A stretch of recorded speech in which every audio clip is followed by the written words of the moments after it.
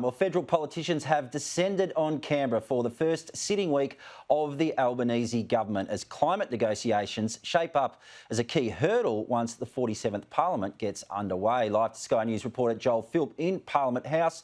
Joel, support from the Greens is vital for this legislation. What message has their leader brought to Parliament House this week? Well, Matt, they've made it clear that they are ready to negotiate, but there are some things that they don't want to budge on. Just like the Labor Ministry met this morning for the first time ahead of this first sitting week of Parliament, the Greens Party has recently met to formally ask their leader, Adam Bandt, to begin negotiations when it comes to this climate change legislation. Now, the Labor Party obviously wants a 43% target by 2030 enshrined in law, but the Greens are concerned that a future government could use this legislation as a political weapon if they were perhaps a Conservative government, and so therefore they want perhaps a ratchet mechanism put in place that could, in legislation, move up that target over time. So indeed, we'll see how that plays out, but it's quite clear that there's another key sticking point being future coal and gas projects here in Australia. The Greens don't want any more new projects opened up from this point onwards, and they are sticking with that. Australia does not have a shortage of gas. The driving factor behind this crisis that we're seeing at the moment is obviously the war, but also the fact that most of the gas gets exported, so often overseas tax-free. Is that part of your negotiations, perhaps, that you have an export quarantine? Well, at the moment, we're not even at square one, right? We're saying but you're not taking that we can't open up more coal and gas. At the moment, the government's saying, no, we want more coal and gas. That remains a point of difference.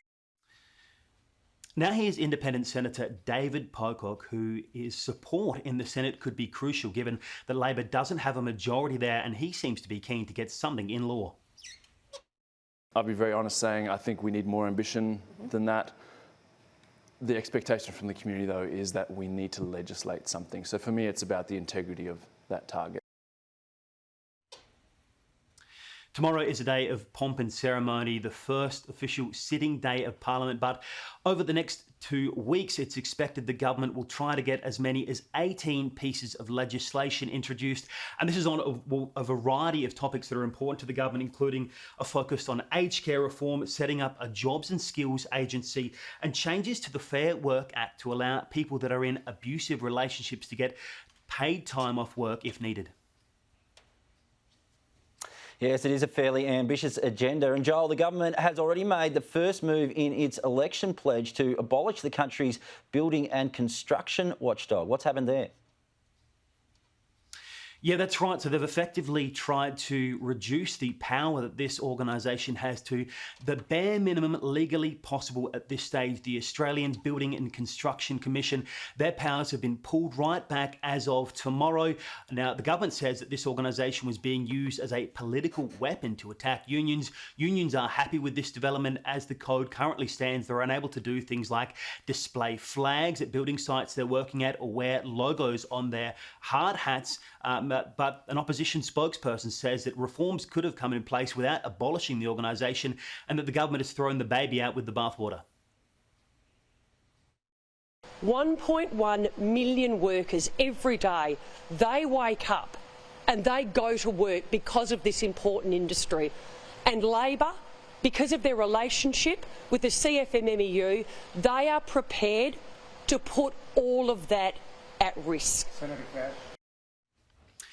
It also seems that this move has ignited a clash between the government and industry bodies who want to make it clear what kind of regulation will the building industry be working under into the future. So the removal of the building code, of the components of the building code, is all about giving the unions carte blanche to go in and dictate what happens on building sites. It removes those safety nets to ensure that management has the right to retain some level of management oversight of their business. The government is expected to introduce legislation by the end of the year to actually abolish the commission, which was an election pledge. In the meantime, in the first week of Parliament, it's going to be, of course, a busy week, but there is a few economic factors which could overshadow this first sitting week. On Wednesday, there's going to be key economic data released, and then an important speech by the Treasurer about the state of the economy comes on Thursday.